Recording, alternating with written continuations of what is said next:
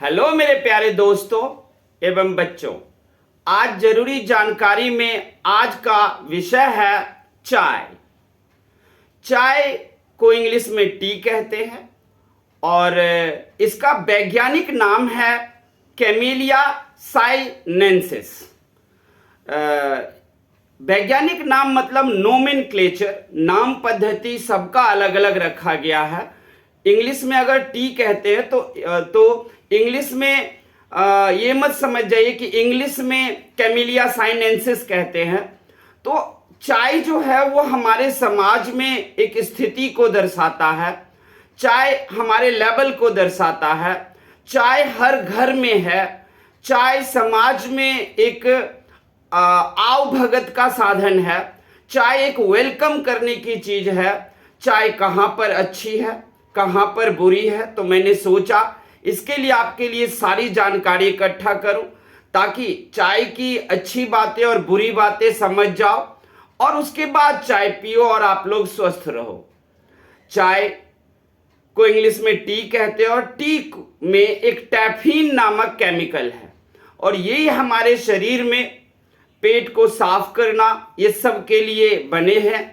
लेकिन चाय कभी कभी खराब भी हो जाता है। मैं आपको बताऊंगा चाय की खोज कैसे हुई, चाय का चलन हमारे समाज में कैसे आया, हमारे देश में चाय कहाँ कहाँ उपजाया जाता है, चाय के लिए कौन कौन से युद्ध हुए हैं। आपको पता है चाय के लिए अफीम युद्ध हुआ है चीन से और इंग्लैंड का।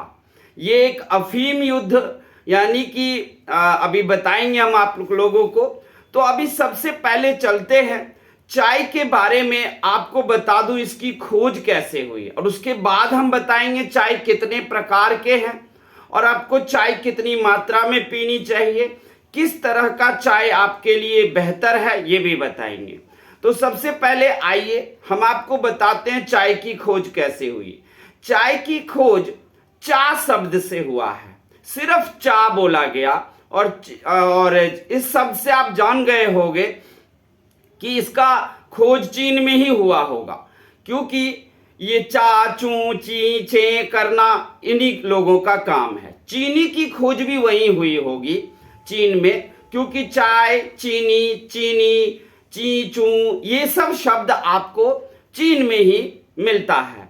तो इस तरीके से आपके लिए चाय और चीनी जो है चीन में इसकी खोज हुई। और एक बात आप लोग जानते हो, पूरे संसार भर में ना 80 करोड़ कप ऑफ टी रोज पिए जाते हैं। दुनिया की सबसे बड़ा पेय पदार्थ है। इसकी शुरुआत चीन में हुई। तो इसके पीछे दो कहानी है। एक कहानी है कि चीन का एक राजा था जिसे खाने के बाद पानी को गर्म करके पीने की आदत थी। एक दिन वो चाय खाना खाने के बाद पानी को गर्म कर रहे थे, उसमें कहीं न कहीं से एक पत्ती या दो पत्ती उड़कर आया और उस गर्म होते हुए पानी में गिर गया। और उसके बाद जब उस पानी को राजा ने पिया तो उसे वो टेस्टी लगा, स्वादिष्ट लगा और खाना खाने के बाद जो गर्म पानी पीता था और अब वो जो चाय की पत्ती मिली हुई उसने पिया, दरअसल में वो पत्ती चाय की पत्ती थी, तो उसे ज्यादा ताजगी महसूस होने लगा। जब पत्ती गिरा और फिर वो पानी उबला, उसे पी करके वो ज्यादा ताजगी महसूस कर रहा था। और उसके बाद उसने इस चाय को शुरुआत की। पत्ती कहाँ से आया, राजा था, खोज करवाया, वैद्य सब ढूंढे उसे और वो चाय की पत्ती निकली। तो चाय की खोज इसी तरह होती है। आप ज्यादातर देखोगे दुनिया में जो खोज हुई है वो प्रकृति को देखकर ही हुआ है। मनुष्य बुद्धिमान है और जो ही मनुष्य के साथ कोई भी ऐसा काम होता है जिसे देखकर इंसान आश्चर्यचकित रह जाता है या खाकर, तो फिर इंसान अपनी बुद्धि से उसे ढूंढने लगता है। और इसी तरह संसार में आविष्कार और खोज हुए है। सब खोज और आविष्कार तो प्रकृति करता है, लेकिन इंसान अपनी बुद्धि से उसे ढूंढता जरूर है। प्रेरणा तो इंसान प्रकृति से ही लेता है, चाहे वो मोटर का आविष्कार हो या बल्ब का आविष्कार हो या बिजली का आविष्कार हो, सब में। तो ये कहानी थी कि चाय की खोज चीन में हुआ। एक और कहानी है, एक बोधिसत्व नाम का बौद्ध भिक्षुक था और वो विहार में जाकर के रोज अपना ध्यान लगाता था। महात्मा बुद्ध के कहे हुए अनुसार वो रोज ध्यान लगाता था। महात्मा बुद्ध आप जानते हो कि फेमस हैं और उनके द्वारा बताए गए ध्यान बहुत ही अच्छा है कि उन्होंने सिर्फ एक चीज सिखाया, ध्यान लगाओ। तो जब बोधिसत्व नाम का एक बौद्ध भिक्षुक विहार में जब वो अपना ध्यान लगाता था तो उसका ध्यान लगता नहीं था, बार बार उसको नींद आ जाती थी। एक दिन उसने अपनी पलक को काट करके फेंक दिया जमीन पर। जो ही वो पलक नीचे जमीन पर गिरा, उसमें से एक नन्हा सा पौधा निकला और वो चाय था। ये भी एक पौराणिक कथा है। और चाय की शुरुआत जो चीन में हुआ वो आज से लगभग 5000 साल पहले, मतलब 2737 बीसी में इसकी शुरुआत जो है हुआ था। तो आज से लगभग आपको 5000 साल हो जाएगा। अब आते हैं कि चाय किस तरह का होता है, कितने प्रकार का होता है। देखो, चाय जो है कई प्रकार के हैं। आपने ग्रीन टी का नाम सुना होगा, मसाला टी का नाम सुना होगा, इसके बाद गुड़ की चाय सुना होगा, और दूध और चीनी डालकर तो चाय आपने सुना ही होगा। चाय के नाम भी बहुत सारे सुने होंगे फिल्मों में, कटिंग चाय या फिर फुल चाय, हाफ चाय, ये सब। तो पहले आते कि चाय हमारे लिए कौन सा फायदेमंद है। तो पहली बात तो ये कि देखो, इस दुनिया में जितना भी बॉडी है वो सब अलग अलग प्रकार के हैं। अब दुनिया में 800 करोड़ की आबादी है, तो 80 करोड़ चाय ही क्यों बिकते हैं, चाय क्यों पिए जाते हैं? 80 करोड़ कप ही चाय पिए जाते हैं, बाद बाकी क्यों नहीं पीते? क्या बाद बाकी के लोग कॉफी पीते हैं? हाँ, कॉफी पीते होंगे। तो चाय इतना कैसे फेमस हो गया? तो चाय जो है वो सबसे पहले आदत तो इंग्लैंड वाले को लगा। इंग्लैंड वाले चाय पीना सीखा, उसके बाद उसको स्फूर्ति, ताजगी आने लगी। अब वो चाय चीन से लेना चाहता था क्योंकि वहां इसकी उपज होती थी। लेकिन चाय जो चीन से लेता था तो इंग्लैंड उसके बदले उसको अफीम बेचता था, और सारे चीनी अफीम के लत हो गए थे। चाय बेचते थे और अफीम खरीदते थे। तो इस वजह से वहां अफीम युद्ध भी हुआ और इंग्लैंड को चाय नहीं बेचेंगे, हमें अफीम नहीं चाहिए। तो कहा जाता है कि चाय ने एक अफीम युद्ध भी करा दिया। अब बात आता है कि आप किस तरह का चाय पिए, कॉफी पिए या चाय पिए। तो देखो, ग्रीन टी लोग कहते हैं बड़ा अच्छा होता है, लेकिन ये नहीं। ग्रीन टी जापानी के लिए बहुत सूट करता है क्योंकि वो उस क्लाइमेट में रहते हैं। अब हमें कौन सा चाय सूट करेगा? तो एक बार आप पी कर देखो। पहली बात, जब हम दूध और चीनी मिक्स चाय पीते हैं तो वो पेट में जाकर गैस बनाता है और कॉफी कम गैस बनाता है। तो जब आपको चाय पेट में गैस बनाता है तो कई लोगों को गैस बनाना जरूरी होता है ताकि उनका पेट साफ हो जाए। तो यहां पर ठीक है कि दूध और चीनी वाला चाय पी लो। लेकिन कई लोगों को मैंने देखा, जानकारी इकट्ठा किया कि वो दूध चीनी की चाय पीकर सहज महसूस नहीं कर रहे थे। उनको हाइपरटेंशन हो रहा था, पेट में ज्यादा गैस बन रही थी। तो फिर उनके लिए वो नहीं है। फिर वो ग्रीन टी पीकर देखें कि क्या वो सूट करता है। फिर आई मसाला टी की बात। मसाला टी में क्या होता है कि टी के साथ दूध सिर्फ नहीं डाला जाता है, उसके बाद उसमें विभिन्न तरह के मसाले जो है, कुछ क्या कहते हैं, लौंग, इसके बाद कुछ काली मिर्च, दालचीनी, इसका भी पाउडर बनाकर आप उसमें डाल सकते हो। तो ये भी एक वहां पर में मसाला चाय कहलाता है। लेकिन मसाला चाय भी आपको मसाला चाय जो है पेट को गर्म करता है। अब आप देखोगे मेरा पेट अगर ज्यादातर ठंडा रहता है तो जरूर मसाला चाय पियो। उसके बाद आती है गुड़ की चाय। गुड़ की चाय में भी ये देखा जाता है कि दूध नहीं डाला जाता है उसके बाद आप गुड़ डालकर, उस चीनी की जगह गुड़ डालकर बनाते हो। शक्कर की भी चाय होती है, लेकिन गुड़ की चाय किसको चाहिए? तो ज्यादातर जो हमारे लोग हार्ड वर्किंग हैं, मजदूरी करते हैं, उन लोगों को गुड़ की चाय बहुत ही सूट करता है, ये मैंने देखा है। और अगर हम आप पीकर देखें तो गुड़ की चाय आपको सूट नहीं करेगा, लेकिन मेहनत कश लोगों को गुड़ की चाय बहुत ही सूट करता है, क्योंकि वो एक दर्द निवारक बन जाता है। इसके अलावा आप देखोगे कई लोग नींबू चाय भी पीते हैं। वो एक करहा की तरह होता है, मसाला चाय ही कह दो उसको। टी डाल दिया, पानी डाल दिया, चीनी डाल दिया, और उसके बाद जब वो चाय निकलेगा तो हल्का सा नींबू डालते हैं वो। ऐसा भी चाय लोग पीते हैं। अब आप लोगों को ये सारे चाय में ये ढूंढना है कि आपके बॉडी को कौन सा सूट किया।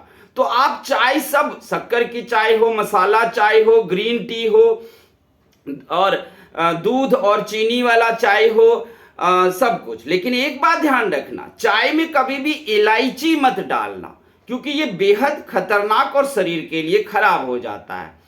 वरना और सभी तरह की चाय में जो भी आपके बॉडी को सूट किया, आप मेरी बात ले लो तो मुझे चाय सूट करता है दूध और चाय चीनी वाली ही, लेकिन आधी कप। अगर 1 कप पी लूं तो मैं बेचैन होने लगता हूं। वही आपको देखना है, कोई भी चाय पियोगे तो कितना चाय पियोगे। कॉफी नहीं है कि आप मग्गा भर के पी लोगे।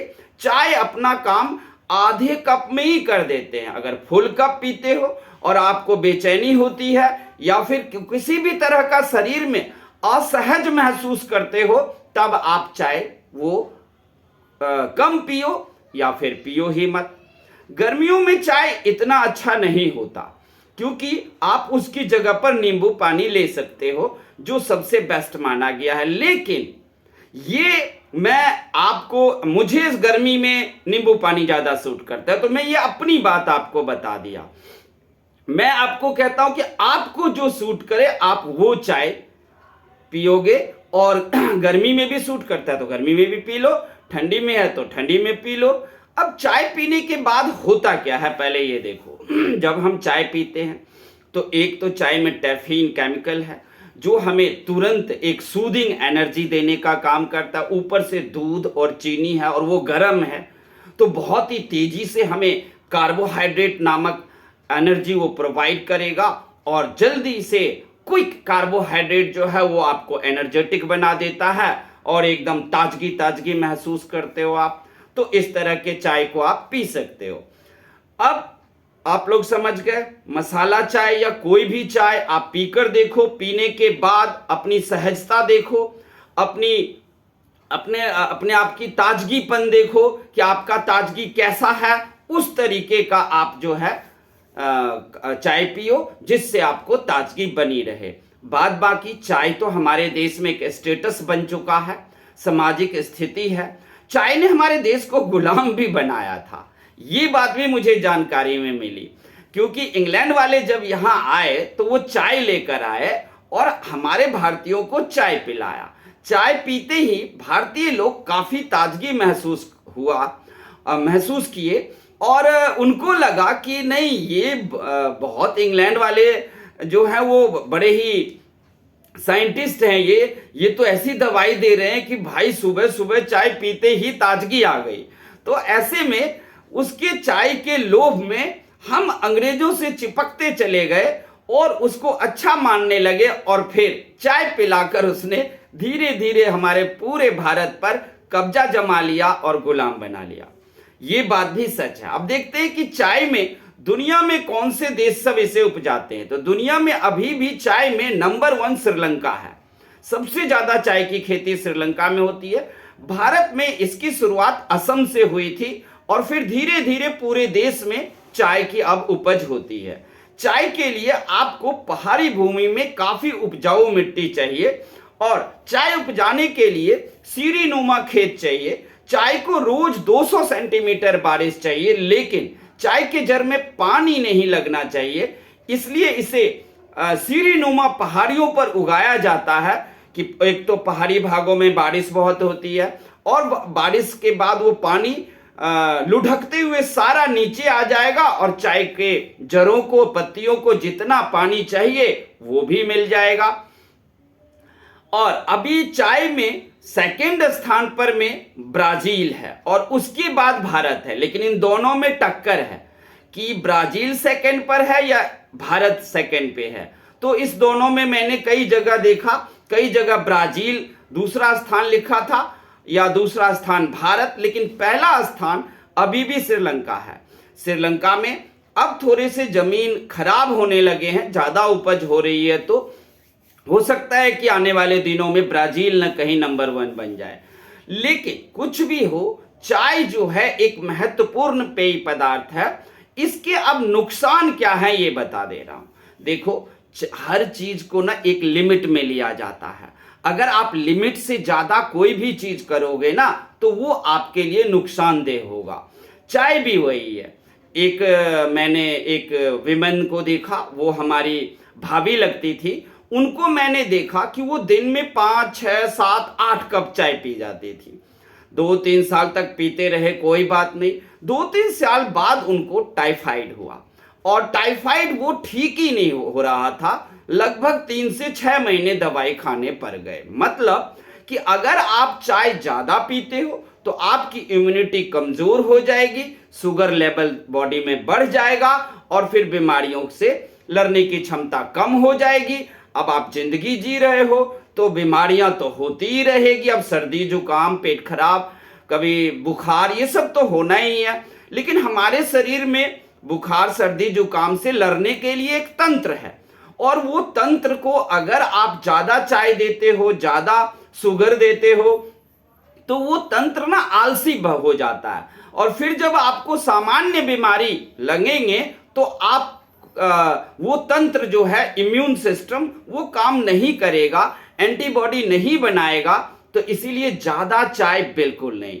अगर आप चाय पीते हो तो दिन में 1 बार चाय होनी चाहिए। अब कौन सा टाइम है जब आप चाय पियोगे, तो सबसे अच्छा टाइम माना गया है शाम के 5 बजे चाय पियो।